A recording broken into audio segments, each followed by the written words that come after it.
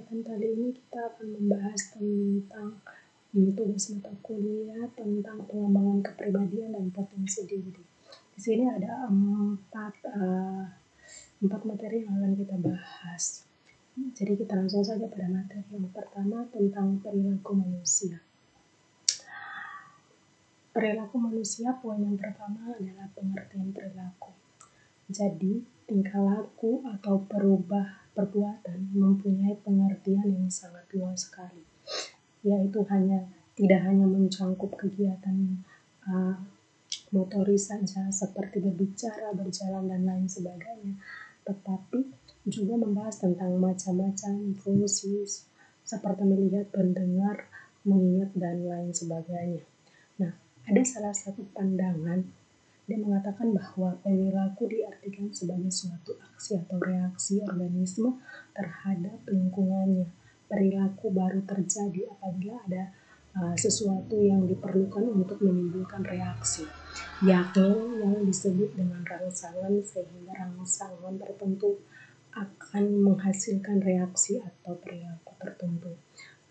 Poin yang berikut adalah kegiatan psikis manusia. Jadi teman-teman, dalam setiap diri manusia pasti melakukan berbagai aktivitas psikis, baik kognisi, konasi, emosi maupun campuran. Nah, di dalam kegiatan psikis manusia ini ada 4 kegiatan psikis manusia. Yang pertama, pengenalan atau kognisi.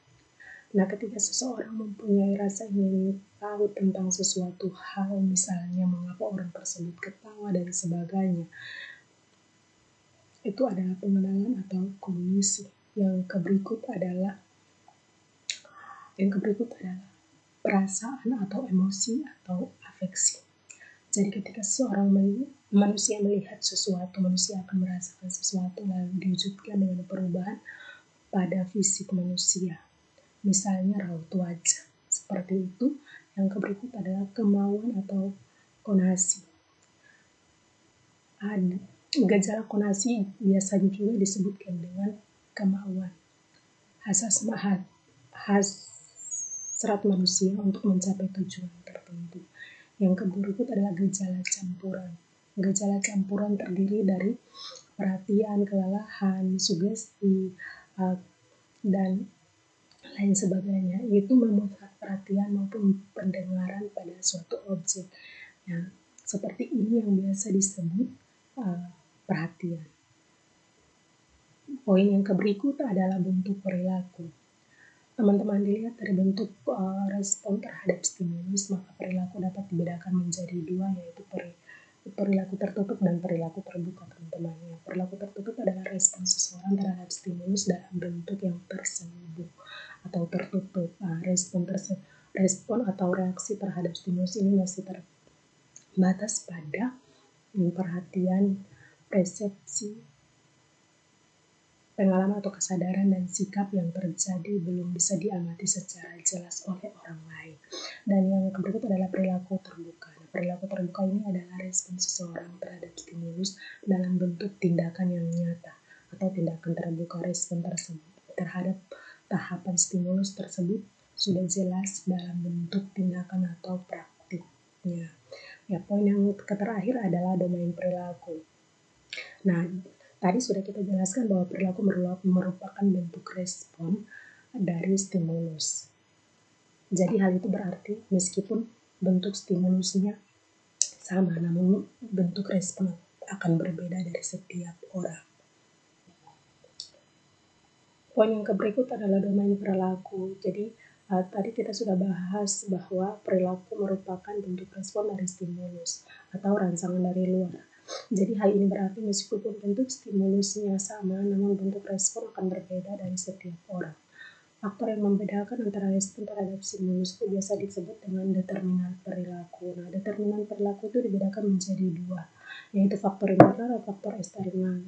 Jadi faktor internal itu adalah karakteristik orang yang bersangkutan yang bersifat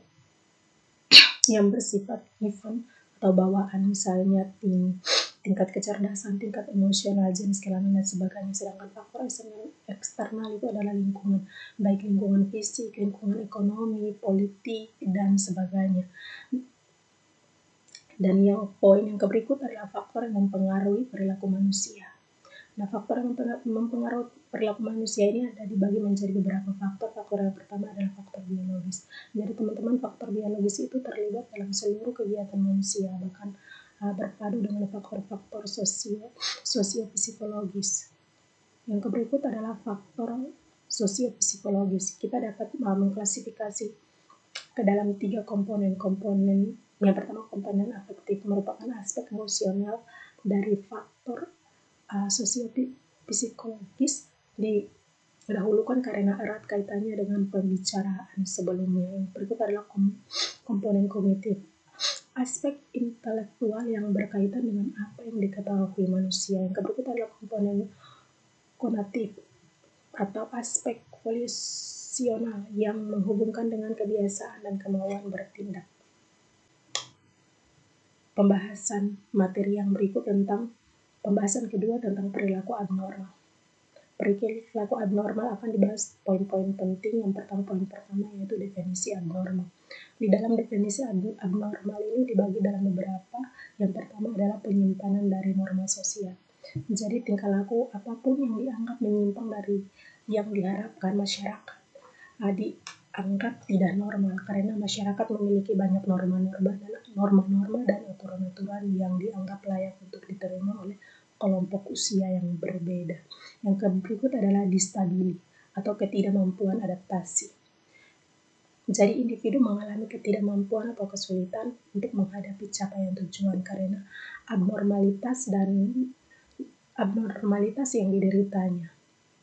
Misalnya pada pemakaian narkoba itu dianggap abnormal karena pemakaian narkoba telah mengakibatkan mereka mengalami kesulitan untuk menjalankan fungsi akademik sosial atau pekerjaan mereka sendiri. Yang berikut adalah personal distress atau ketidaksenangan pribadi. Jadi keabnormalan didefinisikan sebagai perasaan subjektif seseorang atau tanggapan terhadap distress. Yang poin yang berikut adalah poin B, yaitu pandangan teoritis tentang perilaku abnormal. Ada beberapa, dibagi menjadi beberapa. Yang pertama, pandangan psikodinamik. Di dalam psikodinamik ini mendukung prinsip deterministik psikis, yakni pandangan bahwa tingkah laku abnormal atau tidak normal ditentukan oleh hasil dan proses-proses dinamika dan kognitif intrapsikis.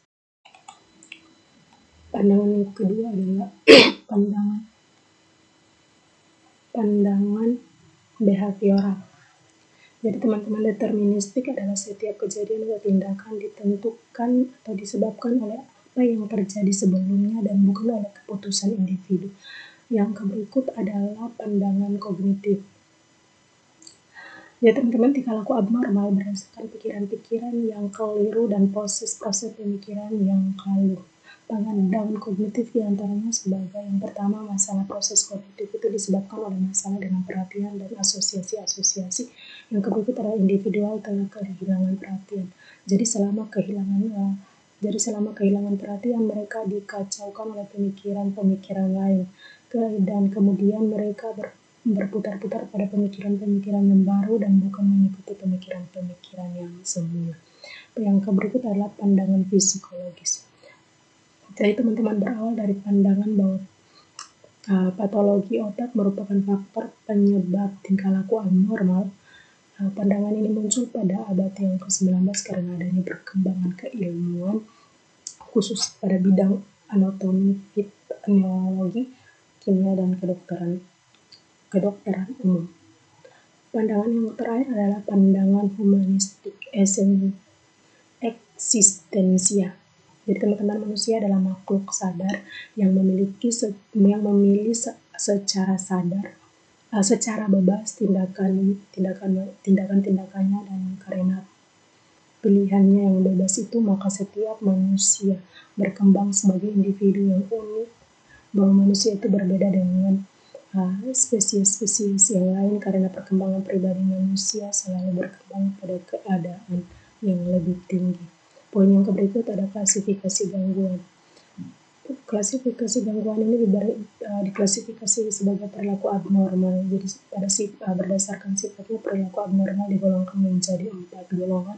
Yang pertama bersifat aktual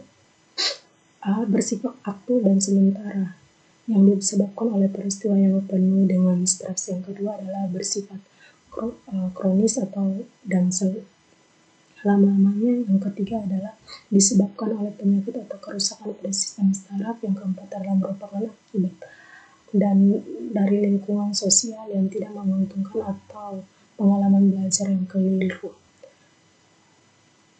Poin yang berikut adalah kriteria pribadi yang normal.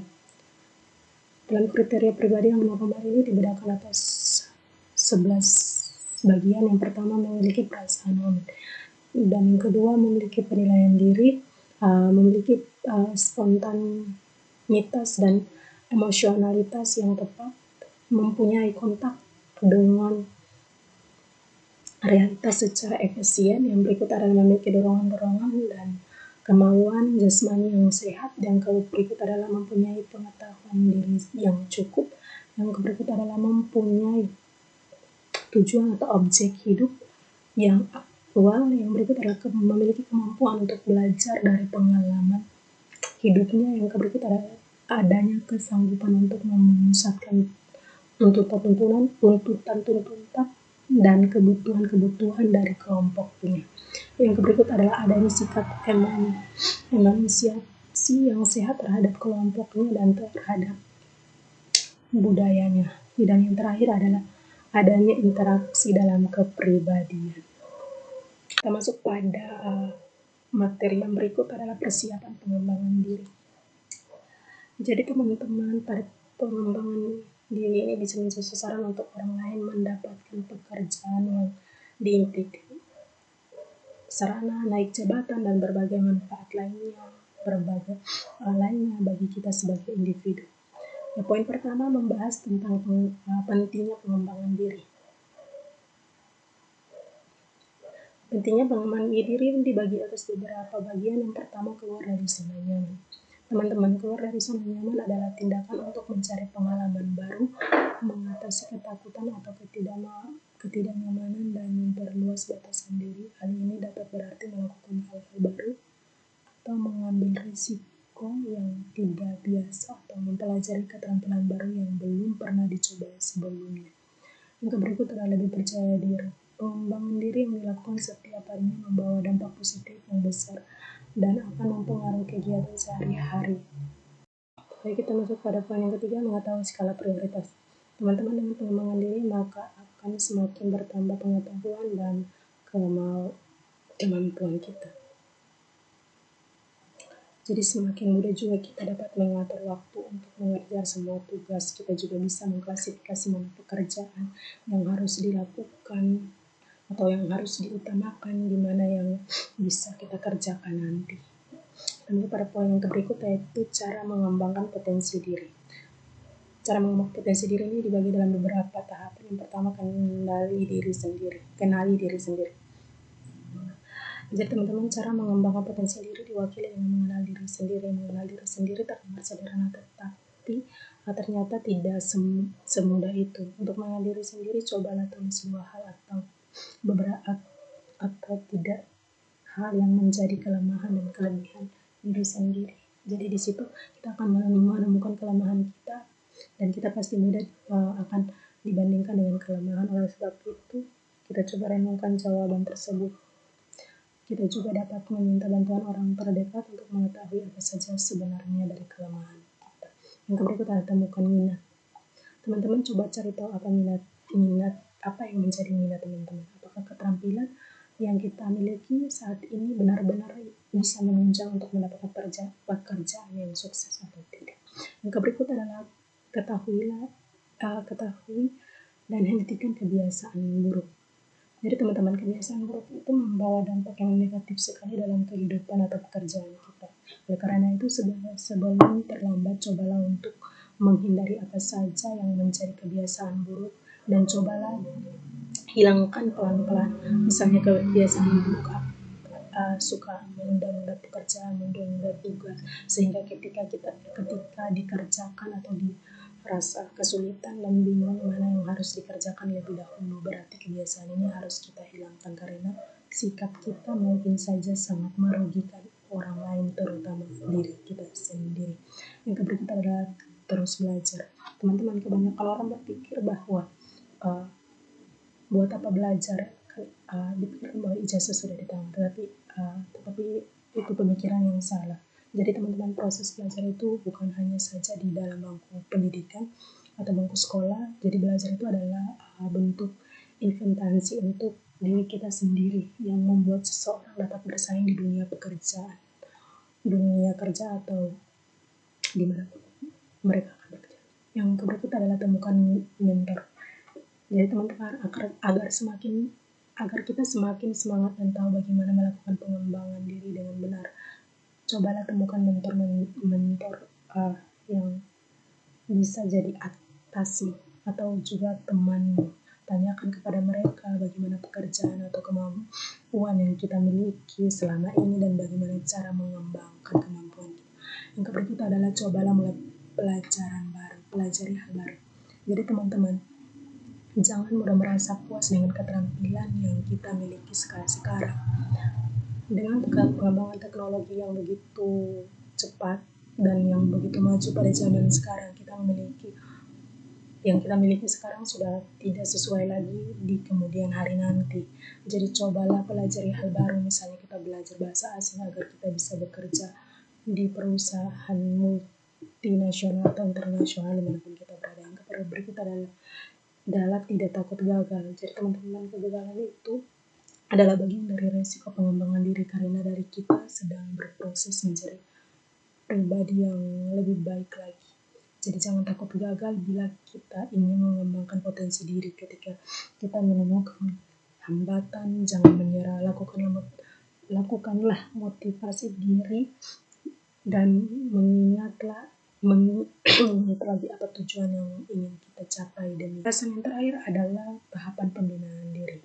Jadi teman-teman, setiap orang tentu memiliki perjalanan dan pengalaman hidup yang berbeda, namun tidak dapat dipungkiri dalam perjalanan hidup tersebut tidak terlepas dari sejumlah persoalan atau masalah hidup. Meski begitu, adanya masalah hidup seringkali dapat mengajarkan orang menjadi pribadi yang lebih baik lagi ke depannya.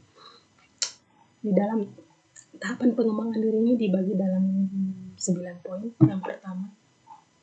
Yang pertama tentang identifikasi tujuan pembinaan yang dilakukan. Dan seseorang mungkin mengajar informasi yang spesifik atau mengembangkan kepribadian tertentu. Mereka memiliki tujuan yang jelas. Yang berikut adalah tuntutan format pembinaan yang ingin diterapkan. Jadi setiap orang memiliki lingkungan tertentu yang membuatnya terhubung dengan orang lain. Yang pertama adalah pembinaan seperti pembinaan tradisional terdiri dari segi tatap muka dan 4 mata. Yang berikut adalah pengembangan berkelompok terdiri dari seorang pembinaan dengan beberapa peserta pembinaan. Pembinaan regu melibatkan beberapa pembinaan dengan beberapa peserta binaan. Yang berikut adalah mintalah seseorang untuk membina Anda. Jadi teman-teman, sangat penting untuk menjelaskan dan berterus terang tentang ekspektasi dari sisi pembinaan ini, sehingga calon pembinaan bisa menentukan apa yang cocok atau tidak cocok. Jika orang tersebut menolak, jangan terlalu diambil hati. Yang berikut adalah pemikiran aktivitas atau diskusi yang dilakukan. Jadi di dalamnya ada tujuan tertentu untuk segi pembinaan ini. Jadi ada berapa? Yang pertama, buatlah daftar hal spesifik yang ingin Anda pelajari. Yang kedua, tulis agenda terkait untuk sesi pembinaan. Poin yang berikut adalah buatlah sebuah struktur untuk segi pembinaan. Hal ini membantu pembinaan dan seseorang untuk memiliki ekspektasi yang sesuai dengan dan membuat mereka bisa menentukan apa komitmen tersebut bisa mereka jaga atau tidak. Yang berikut adalah berkomitmen terhadap pembinaan. Itulah kepercayaan dan ada dua faktor penting dalam memperkuat hubungan pembinaan. Setiap orang yang harus setuju untuk untuk datang tepat waktu secara teratur. Berikut adalah jenis dan sifat pergaulan. Jadi teman-teman, seorang anak dalam lingkungan akan berpengaruh terhadap motivasi yang dimunculkan dalam dirinya sendiri. Contohnya seperti kelompok bermain yang diikuti oleh seorang anak berpengaruh dalam pengembangan potensi diri anak tersebut. Yang berikut adalah yang terakhir adalah faktor genetik atau faktor pembawaan.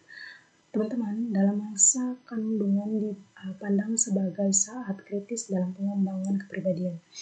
Oleh sebab itu, hanya sebagian saat pembentukan pola-pola kepribadian, tetapi juga sebagai masa pembentukan kemampuan yang menentukan jenis penyebab individu terhadap kehidupan setelah kelahiran.